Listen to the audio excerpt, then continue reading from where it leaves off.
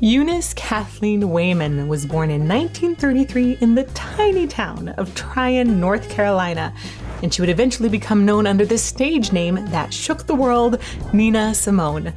Her signature soulful sound propelled the civil rights movement and a career that lasted over 4 decades and released 40 albums. Welcome to The Singing Hole, where we examine how ordinary creatures create extraordinary sounds. Today, we're going to deconstruct Nina Simone, beginning with a brief history and then diving deep into what makes her sound so extraordinary. If you want to skip ahead to the vocal analysis section, it's totally okay. I promise not to be offended. You can click on the bookmark below.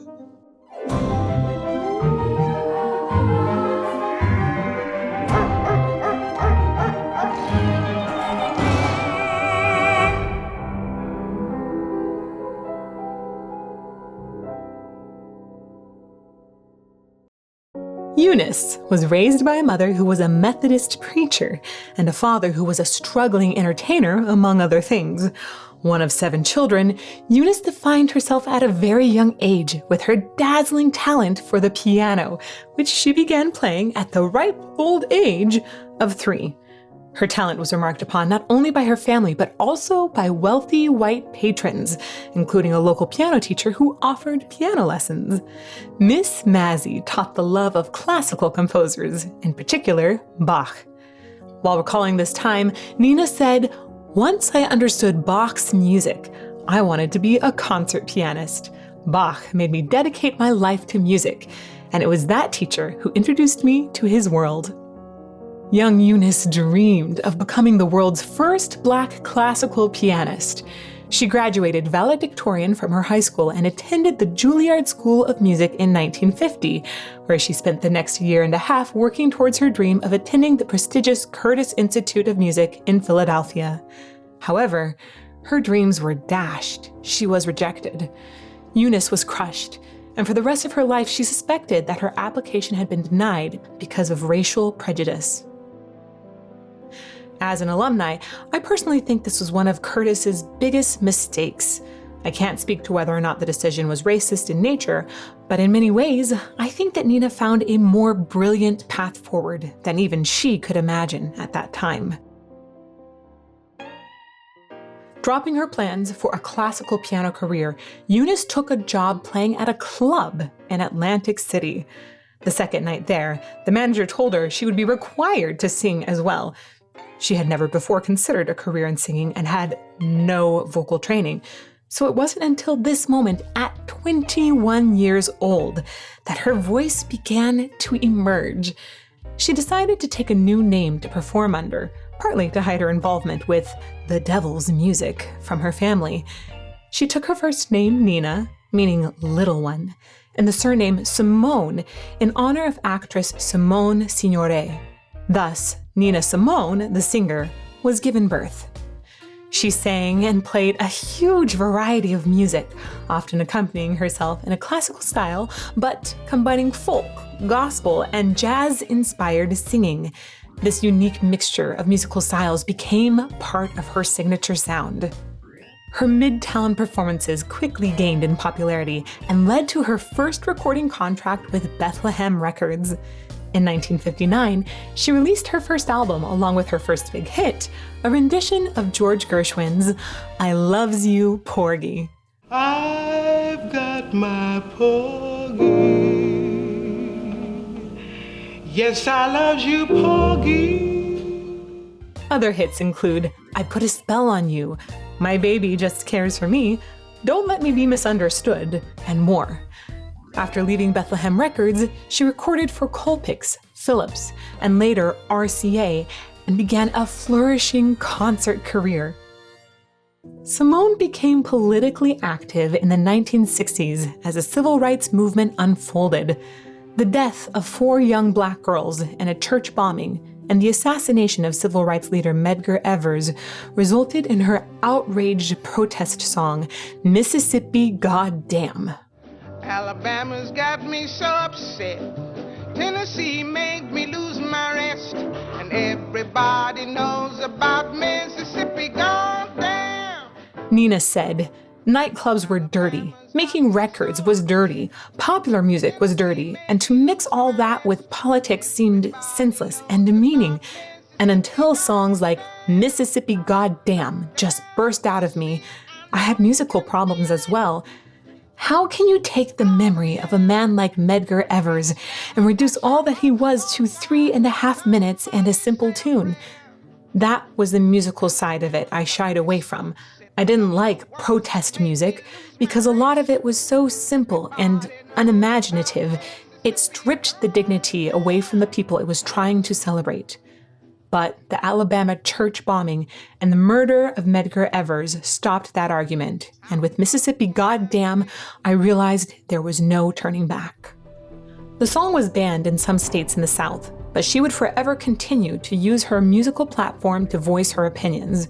She later wrote Sunday in Savannah and sang Langston Hughes' Backlash Blues in response to continuing racism in American society. She also wrote To Be Young, Gifted, and Black in memory of her friend Lorraine Hansberry. Nina grew frustrated with the music industry in the US in the 1970s. She also had clashes with her management and ex-husband, and she decided to spend some time in Barbados. When she returned, she learned that there was a warrant for her arrest due to unpaid taxes, which she had admittedly not paid in protest. She fled the country, leaving behind her daughter, Lisa. Nina went on to spend much of the 70s and 80s living in other countries, including Liberia, Switzerland, the Netherlands, and England, and she eventually settled in France. Although she reunited with her daughter for a short time in Liberia, the relationship was strained by Nina's outbursts of aggression. She was known for having quite a temper and was later diagnosed with bipolar disorder. Her career experienced a resurgence in 1987 when her song, My Baby Just Cares for Me, was featured in a Chanel perfume commercial. She continued to perform and record music later in life, albeit less frequently, and released her final album in 1993, titled A Single Woman. I am what I am, only one single woman. She gave her last U.S. performance in Newark in 1998 and died after a long battle with breast cancer on April 21st of 2003. Nina Simone is often called the High Priestess of Soul, but she hated that nickname.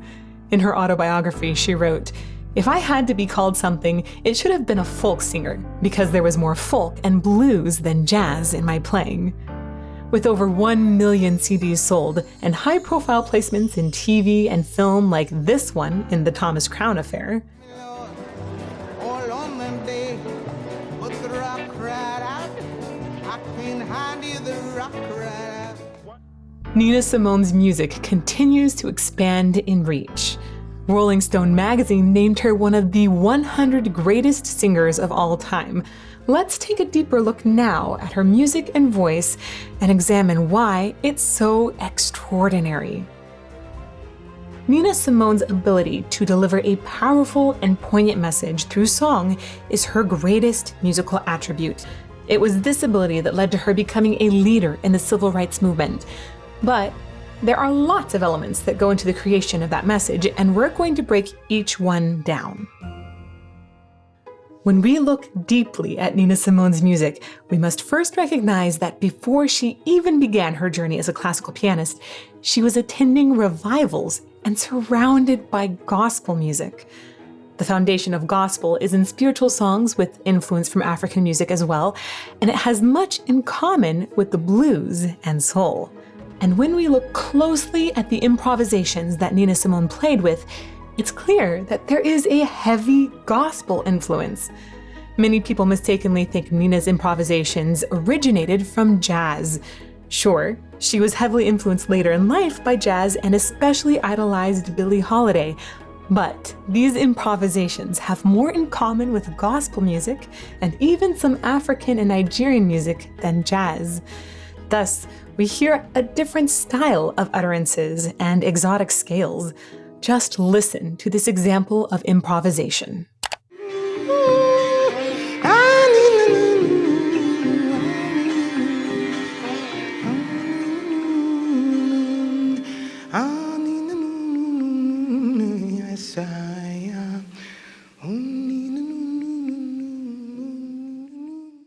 Gospel singing employs call and response, something that Nina Simone also makes heavy use of and one of the foundations of her entrancing live performances. She often bakes in this kind of call and response into her compositions as well.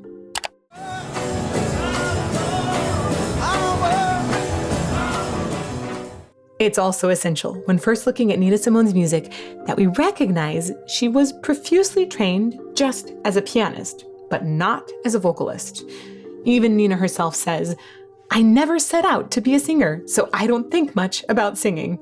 Fortunately, she had perfect pitch, so carrying a tune was never difficult, and she learned rhythm and musicality along with her piano studies.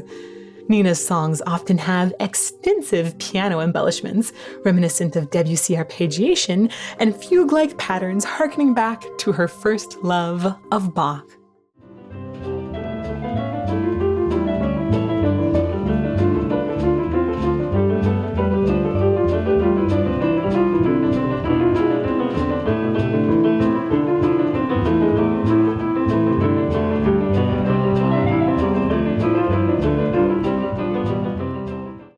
Despite this classical piano flavor, Nina's vocal approach is definitely not classical, and it's partly this combo of elegant and raw that makes her music so intriguing. When she sings, most of the time she uses her chest voice register. That is the lower vocal register that uses thicker contact of the vocal folds, creating a heftier sound. Simone sings with a bottom-up approach that mostly relies on chest voice, which is common in most gospel and contemporary music. This approach is the opposite of the top-down approach found in classical music. You can especially hear her using her chest voice in many powerful and dramatic moments like this. Yes, for one moment of my life, for one moment of my whole life, I would know how it would feel to be free. Partly because she spends most of the time singing in chest voice, Nina Simone doesn't actually go that high very often. However, her range does go very low. Due to her rich, velvety, and deep vocal timbre combined with this very low range, Nina Simone is usually classified as a contralto. I think it's particularly interesting to listen to her low notes from early in life versus later in life. Women's voices naturally go down in pitch as age increases, but you could hear in Nina's voice already when she was quite young that she had mega low notes. This is an example of her singing an A2 in 1964. Hush, little baby, don't say a word. Papa's gonna buy you a mockingbird. Yes, that note is very lightly touched, but it was leapt into, which is more difficult than sliding into or slowly approaching it. She already had clear access to that A2, likely with much regularity. About 30 years later, Nina Simone released her final studio album and repeatedly sang down to that same A2. Papa, can you hear me? Papa, can you see me? Papa, can you find me in the night? Papa, are you near me? Her voice lingers lower at this stage of life, and she has access to a greater variety of dynamics down there as well. This low, deep contralto range and timbre also contribute to why some people occasionally mistake Nina Simone's voice for a man's. Her voice also has a distinctly nasal tone quality. This is an aspect that many classical singers would train to get rid of, but instead, Simone embraces this nasality, which actually works to balance her naturally dark and smoky timbre. Notice in this clip how much nasality can be heard seeping into her tone. One day at a meeting, a young man came by with a beard on his chin and a gleam in his eye. One of the things I find most interesting about her raw vocal development is how she uses her vibrato. We often hear a quavering vibrato in her music, meaning that the vibrato is very fast. Here's a sample from Don't Let Me Be Misunderstood, presented as a spectrogram. Don't let me be misunderstood. Don't let me be misunderstood. The squiggly line in the middle that you can see is Nina's vibrato. A normal vibrato rate is about 4.5 to 6.5 hertz, meaning 4.5 to 6.5 wiggles per second. Nina Simone's vibrato is about 8.5 hertz in this example, which is really quite fast. There are several ways to achieve a vibrato like this, but in this example, it sounds like she's adding laryngeal tension and alternating breath pressure. This isn't the same type as the natural vibrato used in classical singing, which is the result of periodic relaxation in the larynx. I've heard her use a natural vibrato a few times, but most often we hear her using this quavering vibrato. The more you dive into Nina Simone's iconic sound, the more it's clear that she wasn't formally trained in singing, but her combination of raw talent and piano training, along with her impassioned personality, makes her one of the most unique lyrical interpreters.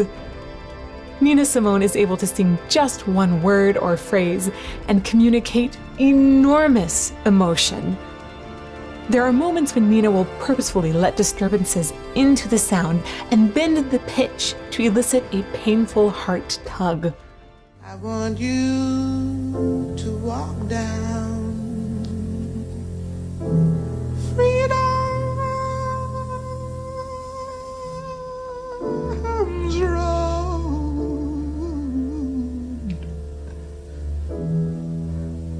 Little girl, brown baby. She also knows how to shape and wrap up her stories, and she can deliver dynamic musical climaxes well beyond the capabilities of most other artists. Just listen to this brilliant climactic ending of Feeling Good.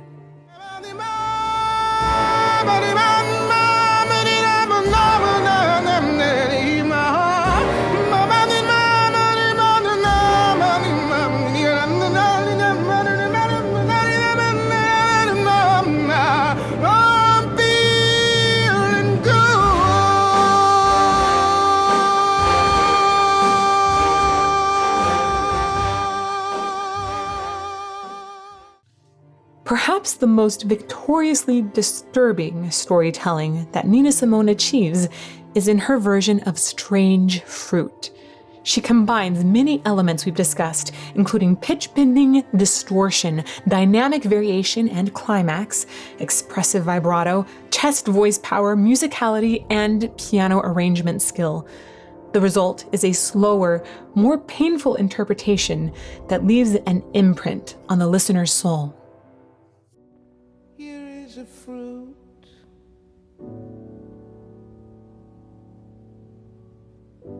for the crows to pluck.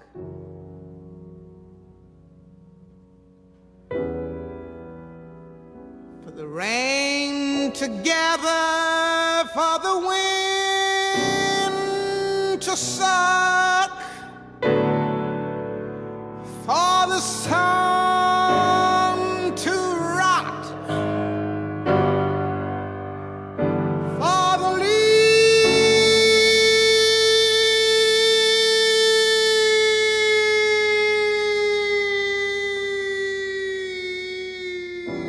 leaves to drop. Here is strange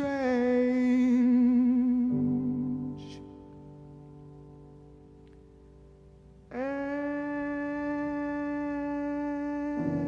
bitter.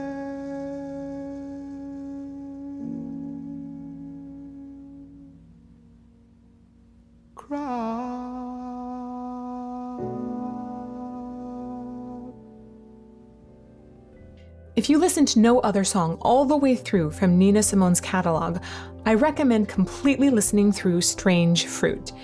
It strips her voice bare and is accompanied only by somber piano chords and minimal counter melodies, and it allows you to feel the anger and grief she felt and was able to channel into her message. It gives me chills every time. When listening to the song, you can't help but just get how Nina Simone was able to propel forward the civil rights movement. If you want to listen to the rest of her music, I recommend then diving into something completely different, like her version of Feeling Good or Sinner Man. One of my favorite quotes from Nina Simone is, "This is the world you have made for yourself. Now you have to live in it." Her dedication from an early age to music and the conscious choice she made to use that music to make the world a better place make her an inspiration for artists across the globe.